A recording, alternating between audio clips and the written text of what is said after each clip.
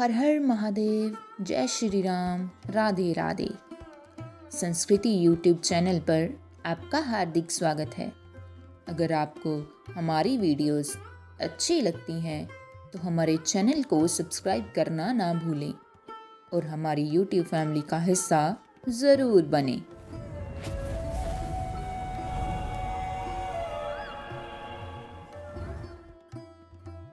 महाराज युधिष्ठिर ने पूछा, हे जनार्दन, पौष कृष्ण एकादशी का क्या नाम है? उस दिन कौन से देवता का पूजन किया जाता है और उसकी विधि क्या है? कृपया मुझे बताइए।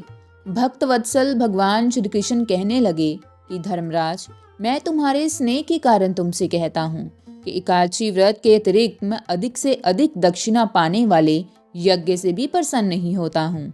अतः इसे अत्यंत भक्ति और श्रद्धा से युक्त होकर करें। हे राजन, द्वादशी युक्त पौष कृष्ण एकादशी का महात्म्य तुम एकाग्रचित होकर सुनो। इस एकादशी का नाम सफला एकादशी है। इस एकादशी के देवता श्री नारायण हैं। विधि पूर्वक इस व्रत को करना चाहिए। जिस प्रकार नागों में शेषनाग, पक्षियों में गरुड़, सब ग्रहों में चंद्रमा, यज्ञों में अश्वमेघ और देवताओं में भगवान विष्णु श्रेष्ठ हैं, उसी तरह सब व्रतों में एकादशी का व्रत श्रेष्ठ है। जो मनुष्य सदैव एकादशी का व्रत करते हैं वो मुझे परम प्रिय हैं। अब इस व्रत की विधि कहता हूँ। मेरी पूजा के लिए ऋतु के अनुकूल फल, नारियल, नींबू, नैवेद्य आदि 16 वस्तुओं का संग्रह करें।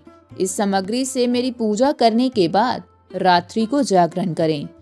इस एकादशी के व्रत के समान यज्ञ, तीर्थ, दान, तप तथा और कोई दूसरा व्रत नहीं है।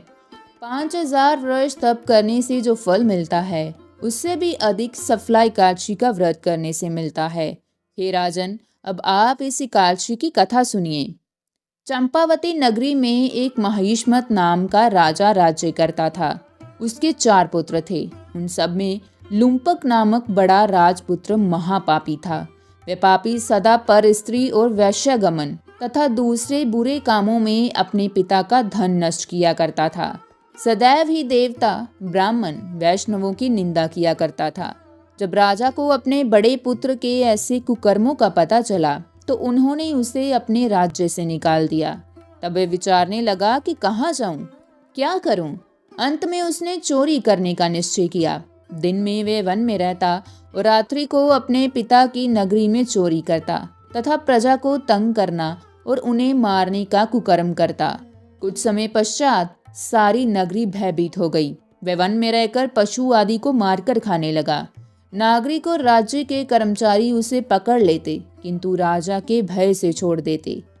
वन में एक अति प्राचीन विशाल पीपल का वृक्ष था। लोग उसकी भगवान के समान पूजा करते थे। उसी वृक्ष के नीचे वह महापापी लुम्पक रहा करता था। इस वन को लोग देवताओं की कीड़ा स्थली माना करते थे। कुछ समय पश्चात पौष कृष्ण पक्ष की दशमी के दिन वह वस्त्रहीन होने के कारण शीत के चलते सारी रात्रि सो नहीं सका। उसके हाथ पैर अकड़ गए। सूर्योदय होते होते वह मूर्छित हो गया। दूसरे दिन एकादशी को मध्याह्न के समय सूर्य के गर्मी पाकर उसकी मूर्छा दूर हुई। गिरता पड़ता वह भोजन की तलाश में निकला। पशुओं को मारने में वह समर्थ नहीं था। अतः पेड़ों के नीचे गिरे हुए फल उठाकर वापस उसी पीपल वृक्ष के नीचे आ गया। उस समय तक भगवान सूर्य अस्त हो चुके थे। वृक्ष के नीचे फल खाकर कहने लगा, हे भगवान, अब आपके ही अर्पण है ये फल, अब आप ही तृप्त हो जाइए। उस रात्रि को दुख के कारण रात्रि को भी नींद नहीं आई। उसके उस उपवास और जागरण से भगवान अत्यंत प्रसन्न हो गए और उसके सारे पाप नष्ट हो गए। दूसरे दिन प्रातः एक अति सुंदर घोड़ा अनेक सुंदर वस्तुओं से सजा हुआ उसके सामने आकर खड़ा हो गया। उस समय आकाशवाणी हुई कि हे राजपुत्र, श्री नारायण की कृपा से तेरे पाप नष्ट हो गए। अब तू अपने पिता के पास जाकर राज्य प्राप्त कर।